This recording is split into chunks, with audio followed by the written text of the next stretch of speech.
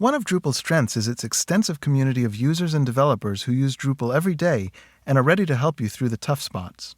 As Drupal is open-source software, its community is also a good place to gain experience, credibility, and connections for your contributions to the project. Finally, the Drupal community can be a gateway to jobs, especially as Drupal grows in popularity in organizations and in the enterprise market. This video will show you where to find these resources and how to take best advantage of them. But first, let's talk about how Drupal got to where it is today. Drupal started as a project of the Flemish-Belgian student Dries Buytaert in 2000. He was a student at the University of Antwerp, and he wanted a way for himself and his friends to transfer information back and forth, and so he created this bulletin board system, and he called it Drop. And if you go to archive.org, you can see the original drop.org website, which we can see right here from 2000. He decided to make it an open source project and gave it the GPL, that is the GNU Public License, in 2001. By doing so, he's allowing everybody in the world to contribute to it and to extend it as they like. And from there, of course, it took off as many open source software projects do.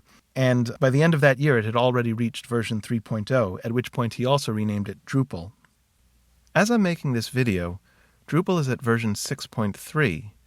The oldest version that's still supported at this time is version 4.7, which came out in 2006. There are still people using version 4.7, and there are quite a number of people using version 5.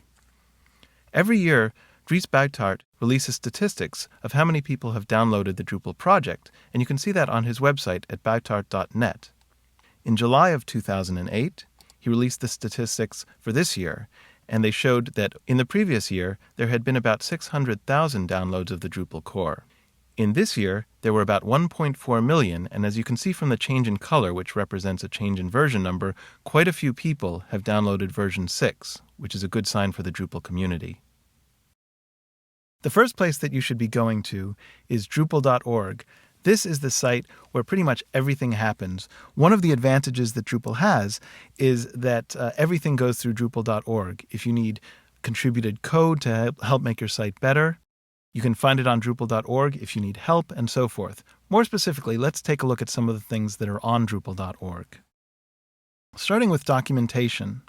There are getting started guides, so if you just need to get up and running very quickly, you can do that there. In addition, there are some very detailed installation and configuration help in this Beyond the Basics area.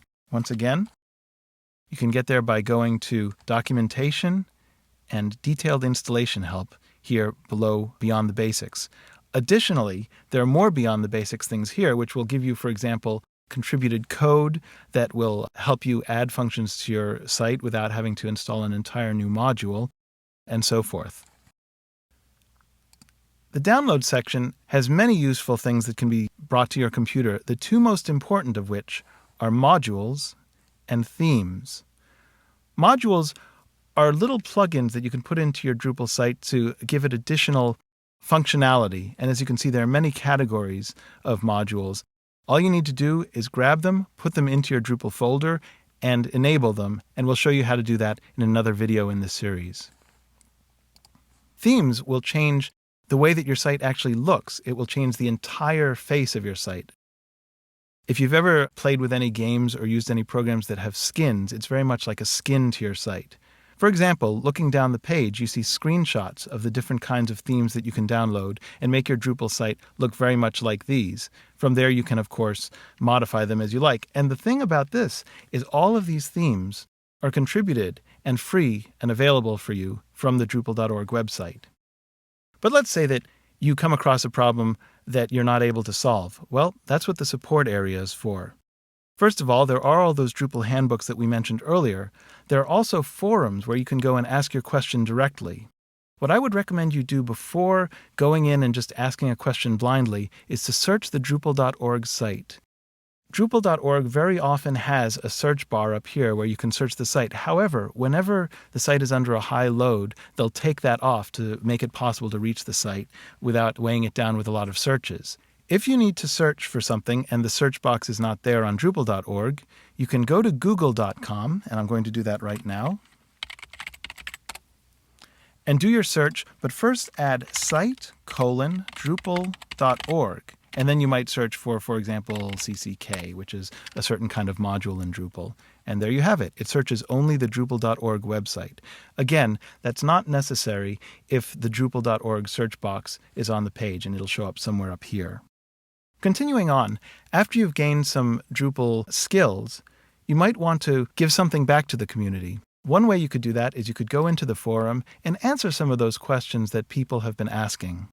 Another way is go to Contribute.